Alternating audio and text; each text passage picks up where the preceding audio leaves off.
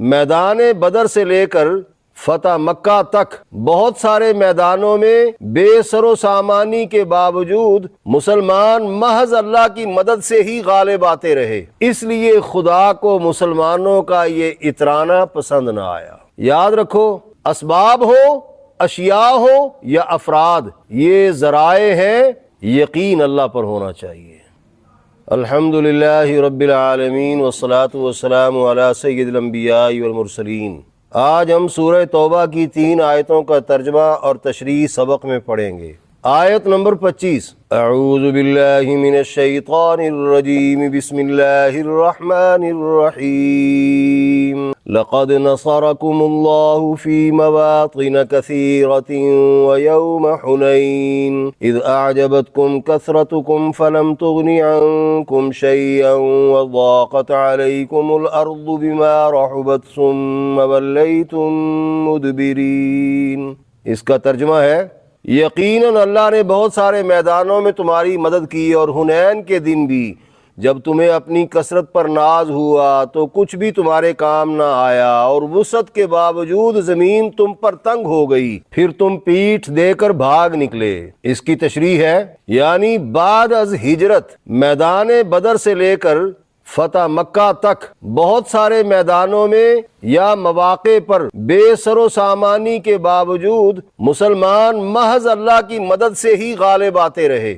فتح مکہ کی کامیابی نے جہاں مسلمانوں کے حوصلے مزید بلند کر دیے، وہاں مکہ اور طائف کے درمیان وادی حنین کے قرب و جوار میں آباد قبیلہ بنو حوازن اور بنو ثقیف کی پریشانی میں بھی اضافہ کر دیا کہ اب ان کی خیر نہیں۔ تقریباً مسلمان 80% عرب پر غالب آ چکے تھے، 20% عرب باقی رہ گیا تھا، جس میں رکاوٹ ڈالنے کے لیے یہ جنگ بنا دی گئی۔ چنانچہ فتح مکہ کے ٹھیک 2 ہفتوں بعد ہی جنگی مہارت اور خاص کر تیر اندازی میں مشہور ان دونوں قبیلوں نے پوری تیاری کے ساتھ مسلمانوں پر ایک فیصلہ کن حملہ کرنے کی ٹھان لی۔ مکہ میں جب یہ خبر پہنچی تو آپ علیہ السلام نے مدینہ سے مکہ فتح کے لیے ساتھ آئے 10,000 مہاجرین و انصار کا رخ مکہ سے 10 کلومیٹر کے فاصلے پر حنین کی طرف موڑ دیا،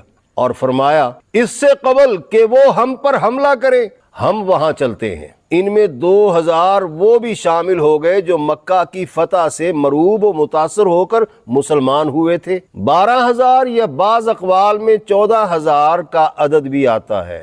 یہ پرجوش لشکر خوشی خوشی چل پڑا۔ فتح مکہ کی حیران کن جیت کے بعد اب کسی بھی عرب قبیلے سے ہارنے کا تصور تقریباً ختم تھا۔ اسی خیال میں بعض مسلمانوں نے دوران سفر کہنا شروع کر دیا کہ ماضی میں تھوڑے ہو کر بھی ہم فاتح رہے ہیں، اب کی بار تو ہم ہیں بھی بہت زیادہ۔ چونکہ آفاقی فلسفے میں جیت ہار کبھی بھی قلت و کثرت کی بنیاد پر نہیں ہوئی، اس لیے خدا کو مسلمانوں کا یہ اترانا پسند نہ آیا۔ اور اللہ کا کرنا کہ حنین کے میدان میں مسلمان جب پہنچے تو گھاٹیوں میں چھپے بیٹھے دشمن کے دستوں نے تیروں کی ایسی بارش کر دی، روایات ہے کہ فضا میں جیسے ٹڈی دل چھا گئی ہو، جب وہ آتی ہے تو فضا میں چھاؤں ہو جاتی ہے۔ سب سے پہلے وہاں سے 9 مسلم الٹے پاؤں بھاگے، پھر سبھی تتر بتر ہو گئے۔ اسی حالت کا آیت میں ذکر ہے، وَضَاقَتْ عَلَيْهِمُ الْأَرْضُ بِمَا رَحُبَتْ، کہ وسعت کے باوجود زمین تنگ ہو گئی۔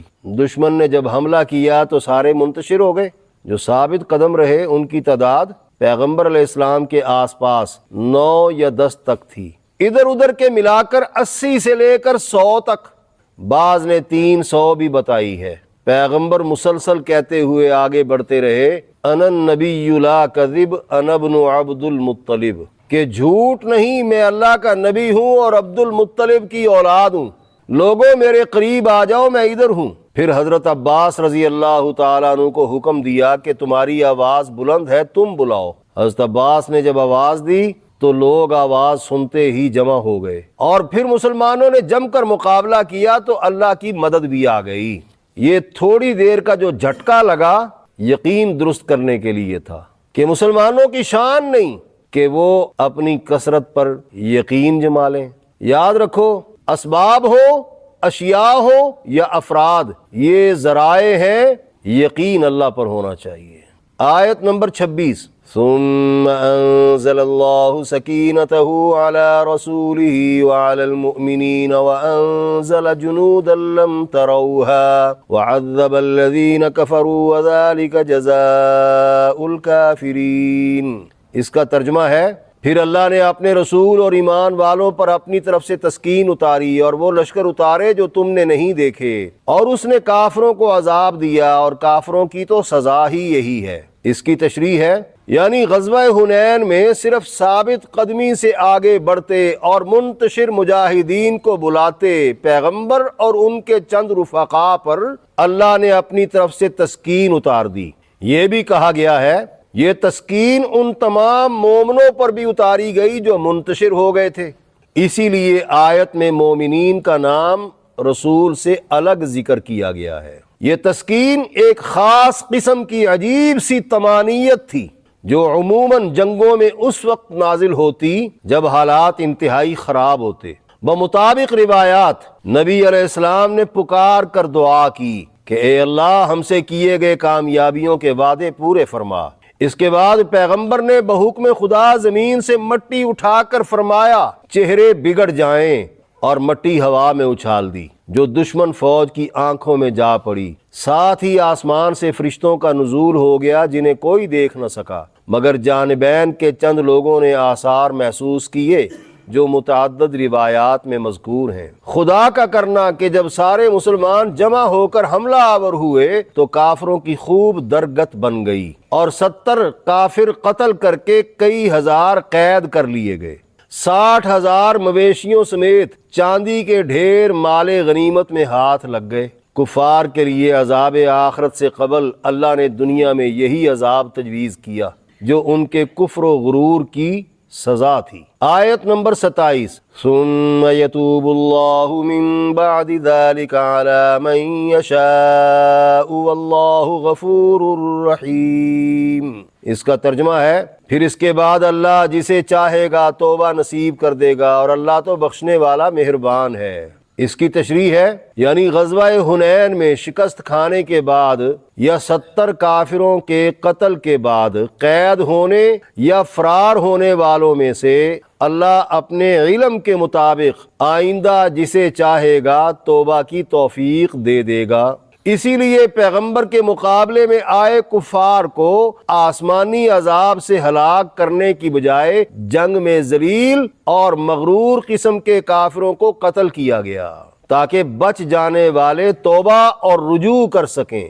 یہ بھی اللہ کی صفت غفور اور صفت رحیم کا مظہر ہے کہ اللہ کسی کو سزا دیتے ہیں اور کسی کو سزا دیکھ کر توبہ کی توفیق بخش دیتے ہیں۔ تاریخ شاہد ہے، شکست خوردہ قبیلہ بنو حوازن کا 14 رکنی وفد 11ویں دن بارگاہ نبوت میں حاضر ہو کر توبہ کا اعلان کرتا ہے اور رحم مانگتا ہے۔ نبی علیہ السلام ان کے کہنے پر تمام قیدی واپس کر دیتے ہیں، جس کے اثر سے اسلام لانے کا سلسلہ شروع ہو جاتا ہے، یہاں تک کہ ان کا سردار مالک ابن عوف جو طائف پہنچ کر قلعہ بند ہو گیا تھا وہ بھی مسلمان ہوئے بغیر نہیں رہتا۔ کچھ وقت گزرنے پر اہل طائف بھی سارے حلقہ بگوش اسلام ہو جاتے ہیں اور پورا عرب فتح ہو جاتا ہے۔ یہ آخری جنگ تھی جنگ حنین جس نے مسلمانوں کو پورے عرب کا فاتح بنا دیا۔ اس کے بعد عرب میں کوئی اور جنگ نہیں ہوئی۔ دعا ہے اللہ تعالی ہمارے یقین کو اپنی ذات پر جما دے، اور امت مسلمہ کو ایمان و یقین کی بنیاد پر دنیا کا فاتح بنا دے، اور یہ بھی کہ اللہ تعالی ہمارے دلوں میں صحابہ کرام کی عظمت پیدا فرما دے۔ اللہم صلی اللہ علیہ وسلم۔